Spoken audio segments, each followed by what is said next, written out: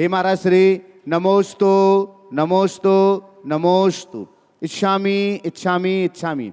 आइएगा, अब हम सीधे सीधे चलते हैं पूज्यवर मुनि श्री संधान सागर जी महाराज जी के पावन श्री चरणों में कोटिशाह नमोस्तु निवेदित करते हुए शंका समाधान के इस सत्र को आगे बढ़ाने के लिए हे महाराज श्री नमोस्तु नमोस्तु नमोस्तु। चलते हैं गुरु चरणों में इस पावन धरा पर और नमोस्तु पूर्वक आष्टाय शंका समाधान का सत्र अपन प्रारंभ करते हैं।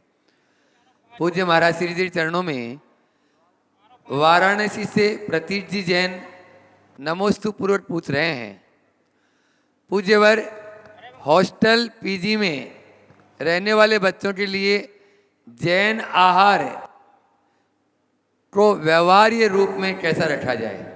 हॉस्टल पीजी में रहने वाले लोगों के लिए जैन आहार को व्यवहार में कैसे लाया जाए। देखिए, सबसे पहला प्रयास ये होना चाहिए कि शाकाहार सुलभ, और पीजी वगैरह में तो आप पहले से सुनिश्चित कर सकते हैं। हॉस्टल के लिए हॉस्टल प्रबंधन से सब जगह बात करना चाहिए और इसके लिए पूरे राष्ट्रीय स्तर पर एक मुहिम चलनी चाहिए। विगत दिनों जब ये चर्चा सामने आई तो यहाँ के आपके मैनेट में उस बात की शुरुआत हुई। मुझे जानकारी मिली कि बहुत जल्दी वहाँ प्रक्रिया शुरू होने वाली है, शायद हो भी गई। तो इसी तरह अन्यत्र भी अगर इस तरह का प्रयास किया जाए तो मुझे पक्का भरोसा है धीरे धीरे चीज़ें परिवर्तित होगी और हम इसमें लाभान्वित होंगे। बेंगलुरु से ईशानी जैन पूछ रहे हैं, भाद्रपद का मास चल रहा है, उपवास आयंबिल करते समय स्वास्थ्य संबंधी सीमाएं हों तो परिवार कौन से व्यवहारिक नियम अपनाएं। देखिए, सबसे पहले तो हमारे यहाँ एक बहुत अच्छी बात कही गई है, तदव्रत माचरितव्यम यत्र न संशय तुला मारोहति शरीर मनसी। अर्थात उसी व्रत का आचरण करना चाहिए जिससे शरीर और मन दोलायमान न हो। अपने शरीर के बावजूद किसी प्रकार का व्रत उपवास करना उचित नहीं। इसी तरह अपने शरीर के बाहर मन के प्रतिकूल, मन की स्थिति अनुकूल ना बने तो चीज़ें नहीं। साधना का मतलब क्या है? तन को साधना, मन को बांधना। धीरे धीरे चीज़ों को अभ्यास से सिद्ध करके करना चाहिए। तो यदि इस तरह की शारीरिक स्थिति है तो आप अनुमोदना करें, क्रम क्रम से आगे बढ़ें। शरीर की शक्ति को न तो छिपाना चाहिए और न ही शारीरिक शक्तियों का उल्लंघन करना चाहिए।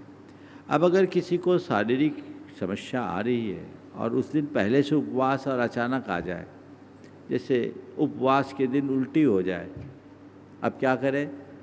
कोई घबराए नहीं। उल्टी हो जाए, मौन ले लीजिए, अमृत धारा सूंघ लीजिए, नींबू सूंघ लीजिए, नाभि के नीचे पट्टी, ठंडे पानी की पट्टी रख लीजिए, गले में अगर है तो गले में पट्टी रख लीजिए, लेकिन उपवास को खंडित मत कीजिए, वो शांत हो जाएगा। बहुत ज़्यादा अगर हो जाए कोई को तो बात जुदी है, लेकिन चीज़ें सस्ती है, ज़्यादा जुद है तो फिर उसका आप उपवास को, मान लीजिए किसी को रात में ही हो जाए तो क्या करेगा?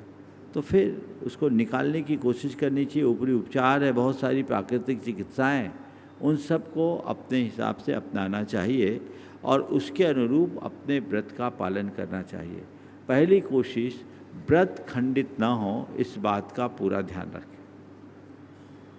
समीर जी पाटनी जलगांव से पूछ रहे हैं, शादी ब्याह में आतिशबाजी, ऊंचे संगीत और दिखावा जैन सादगी के आदर्श को परिवार कैसे अपनाएं। देखिए, ये सब चीज़ों की ज़रूरत क्या है? आतिशबाजी की भी ज़रूरत नहीं, ऊंचे संगीत की भी ज़रूरत नहीं है और दिखावा तो कतई अच्छी बात नहीं है। सात्विकता के साथ अगर लोग एक परिवर्तन करें तो ये चीज़ें घटित हो सकती है। पर विडंबना ये है कि आजकल ऐसा ढर्रा चल पड़ा है, सब लोग उसी रौ में बहने लगे हैं और सब वही काम करने में उतारू हो गए। ये परिणाम कतई उचित नहीं है और हमें ऐसी परिपाटी को कम करना चाहिए, इसे ख़त्म करना चाहिए। और ये तभी संभव होगा जब समाज में एक चेतना जागेगी। सामाजिक चेतना के जागृत होने से बहुत बड़ा बदलाव घटित हो सकता है।